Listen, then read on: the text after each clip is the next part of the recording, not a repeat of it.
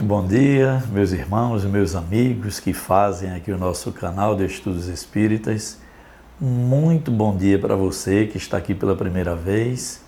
Peço até, que se inscreva aqui no nosso canal, para que a cada sábado você também faça parte, desses corações que juntos fazemos aqui essas boas reflexões da doutrina espírita. Nós vamos fazer o tema assim, gente: familiares difíceis e qual a nossa conduta.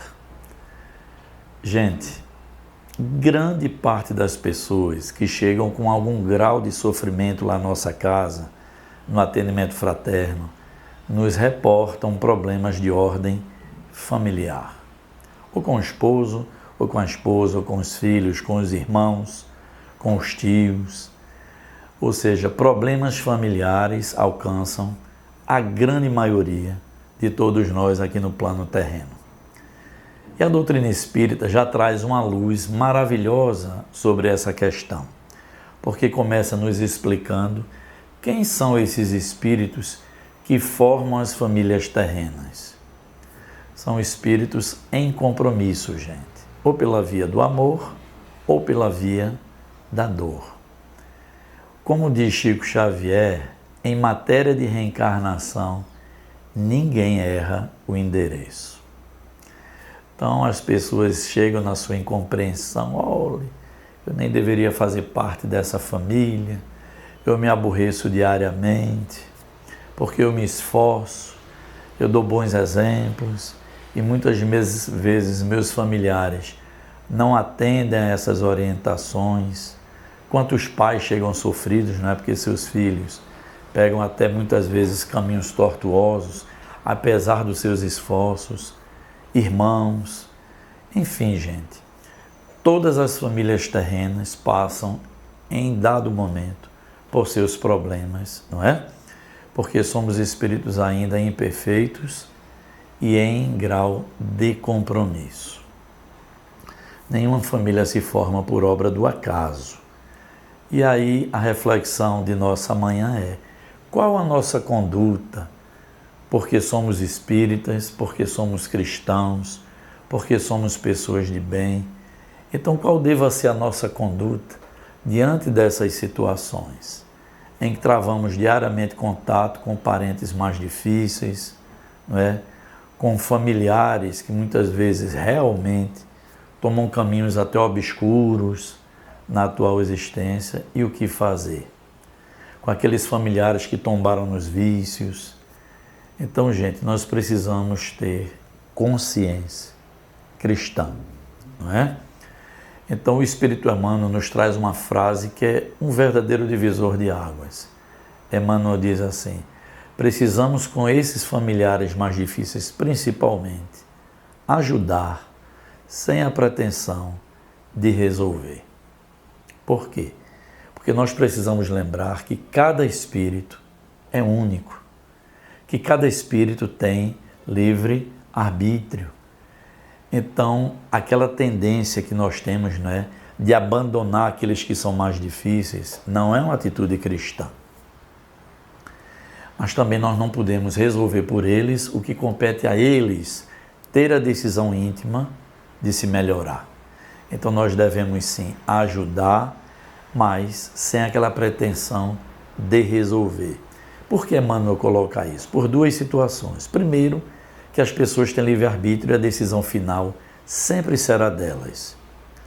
E a outra advertência que está embutida aí é que muitas vezes a nossa ansiedade fala mais alto, o nosso imediatismo, não é?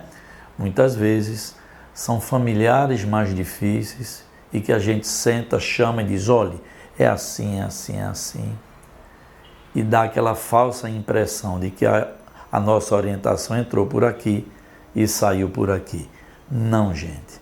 Tenho certeza de que na hora que nós vamos, com o nosso exemplo, com a nossa fala, levando orientação a esses familiares mais difíceis, a semente está sendo plantada. A questão é que nós temos realmente um imediatismo. Nós gostaríamos, no desejo de vê-los bem, que eles respondam na velocidade que a gente imagina. E normalmente não é assim.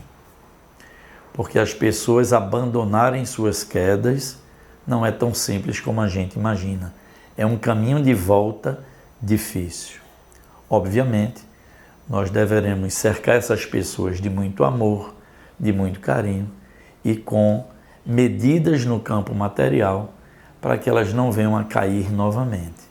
Mas realmente, elas nos atender na velocidade que a gente imagina, na grande maioria das vezes, não será possível.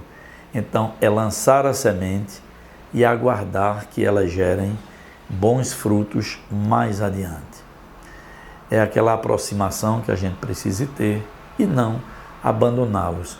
Quem nos adverte isso, gente? O nosso modelo e guia, Jesus, quando diz assim: eu não vim para os sãos, eu vim para os doentes, porque os doentes é que necessitam de médico.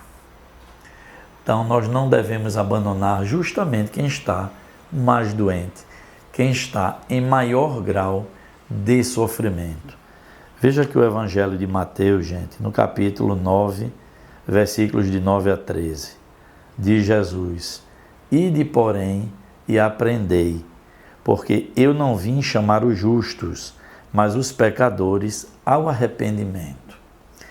Então, é para esse grupo de espíritos em quedas, que fazem parte da nossa família, que Jesus tinha o maior cuidado e a maior atenção. E se Jesus é nosso modelo e guia, deveremos, como cristãos, perseguir esse mesmo objetivo, que é de levar a essas pessoas, a justamente esses familiares mais difíceis, não a nossa impaciência, a nossa incompreensão, mas o nosso carinho, o nosso zelo, o nosso cuidado e, sobretudo, a nossa compaixão e bom exemplo, não é? Porque nenhum desses espíritos vai se perder, gente. Mas Robson, às vezes demora uma existência inteira, é verdade. Mas o espírito também terá novas oportunidades que Deus concede, e em algum momento ele vai despertar. Então, todas as famílias, gente, passam em algum momento por algumas dificuldades, por alguns de seus membros serem espíritos um pouco mais complicados, um pouco mais difíceis, ou que transitam na via dos vícios, ou que geram muitas vezes dentro do seio familiar discussões, incompreensões. Todos esses espíritos um dia despertarão. E eu trouxe aqui 3 advertências muito bacanas. A primeira é de Richard Simonetti, que diz assim: todo doente carece de cuidados e não de julgamento. Gente, quem é verdadeiramente cristão precisa resistir bravamente ao desejo de estar apenas julgando, porque só julgamento não resolve.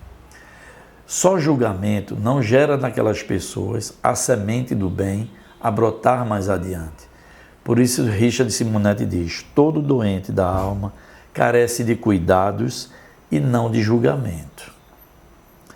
A outra advertência é de Cabachutel, que diz assim: a felicidade do céu é socorrer a infelicidade da terra. Gente, quanto mais nós evoluirmos espiritualmente, nós vamos perceber que a nossa felicidade completa será servir. Servir no bem. Então, a felicidade do céu, dos espíritos mais venturosos, é justamente estender a sua compaixão àqueles que ainda estão transitando nas vias terrenas, nos mundos de Deus, ainda lutando com as suas imperfeições, com as suas dificuldades. E todas essas pessoas, como nós, estamos no nosso grupo familiar.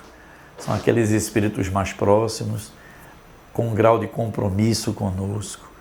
Então diz aí Cabachutel: a alegria do céu é socorrer os espíritos e infelicidades da terra. E finalmente está no Evangelho, não é, gente?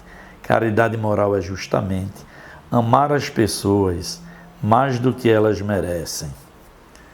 E aí eu trago uma advertência também muito séria da doutrina espírita que diz assim: e se nós, que hoje nos queixamos de nossos familiares mais difíceis, dessas pessoas que estão em queda moral e que nos ferem profundamente, essas pessoas que nós gostaríamos que imediatamente já voltassem para o caminho do equilíbrio e da paz, mas que muitas vezes não voltam nessa velocidade que a gente deseja, e se justamente essas pessoas no passado entraram nessas quedas por nossa culpa?